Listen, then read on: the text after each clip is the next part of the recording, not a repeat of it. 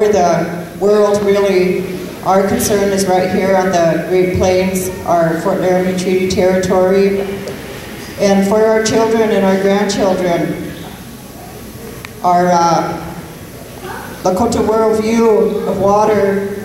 We all know that water is sacred. Water is our first medicine. We know water comes here from the Star Nation.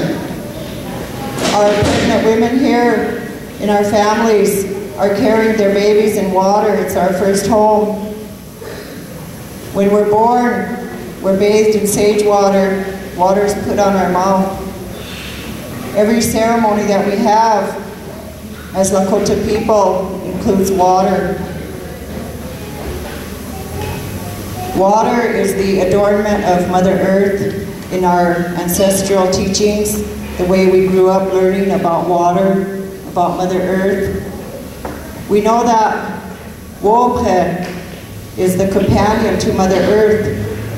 Wolpe in the Star Nation is the daughter of wisdom, and she is the law. On Earth, she is Desami.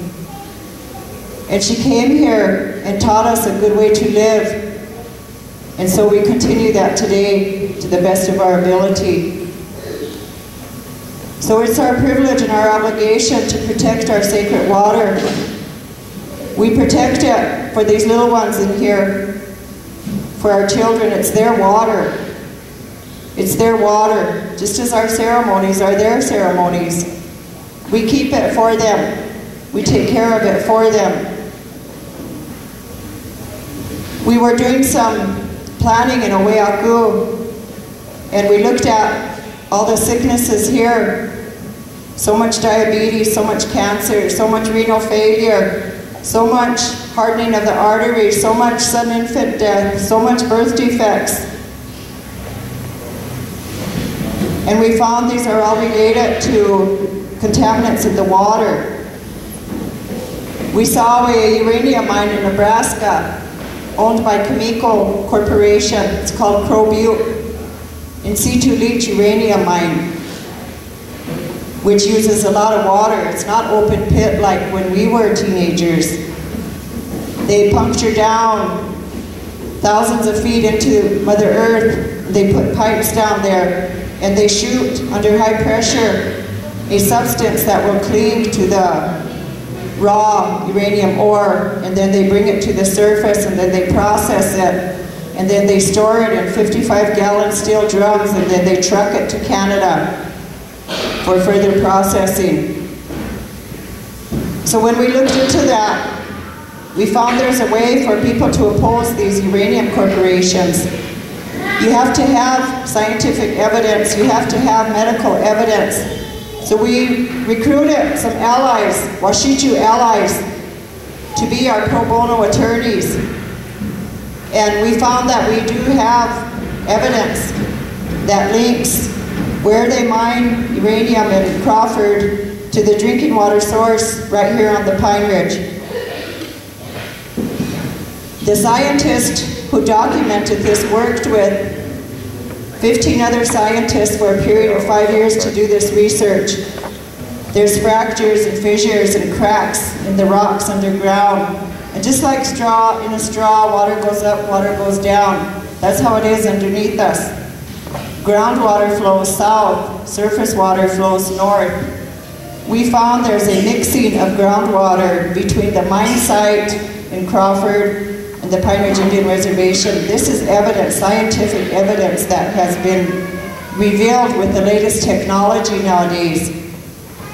So we put our case together in front of the Atomic Licensing Board. That's who governs the Nuclear Regulatory Commission in this land. And they said, yes, you have a case. Oweaku brought a case. I brought a case as an individual. Western Nebraska Resource Council in Nebraska brought a case. Joe American Horse Teoshpai brought a case. There are several of us who are accepted to take this to the Atomic Licensing Board under the Nuclear Regulatory Commission to fight for our water.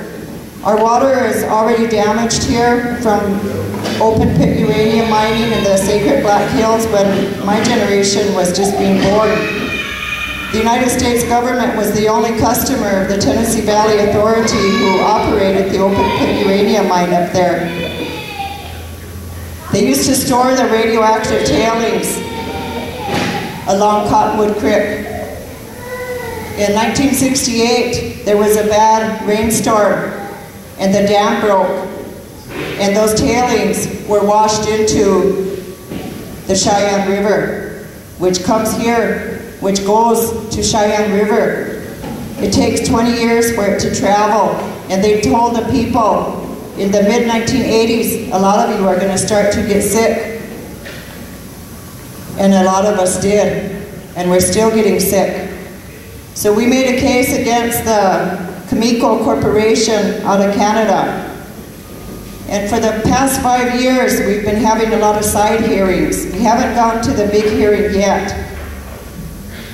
But when we get to the big hearing, then we're going to find out how the American government really feels about water, because they're violating their own laws to let these foreign corporations mine uranium here. All of the diseases and sicknesses that we have are caused by a number of contaminants, including arsenic. When they shoot that water down to get that uranium ore, they also disturb arsenic. And so arsenic comes up also, and arsenic causes a lot of these illnesses. We've had water tested across the Pine Ridge, over 100 homes.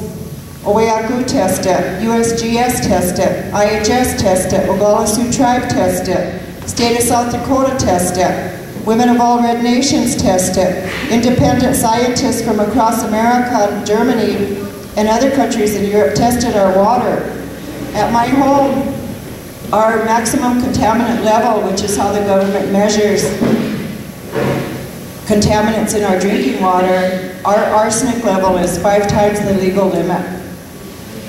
Our alpha emitters, which is radiation, is 3 times the legal limit in America, and we have a deep well, so we have to get on Mini-Wechoni. We depend on Mini-Wechoni water that comes from the Missouri River at Pierre, South Dakota, maybe 300 miles away. So we really have to protect the good drinking water that we have on the Pine Ridge. Some of our water is good, it's safe, it's clean. But a lot of our water isn't. It's contaminated from the past, and it's contaminated now from the uranium mining going on in Nebraska. So we worked with a lot of people across Nebraska to protect the High Plains Aquifer, also called the Oglala Aquifer. The aquifer starts up by Myrtle, goes all the way to Texas, across 8 states. 2 million people drink from it. 30% of the food grown in this country is grown in this area.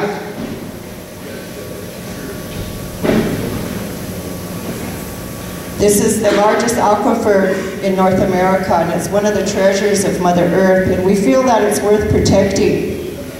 We feel that it's important not only for those of us alive today, but it's important for our children's children and on to have good drinking water. The world tells us in 20 years, 1/3 of the human beings on Mother Earth are not going to have access to clean drinking water.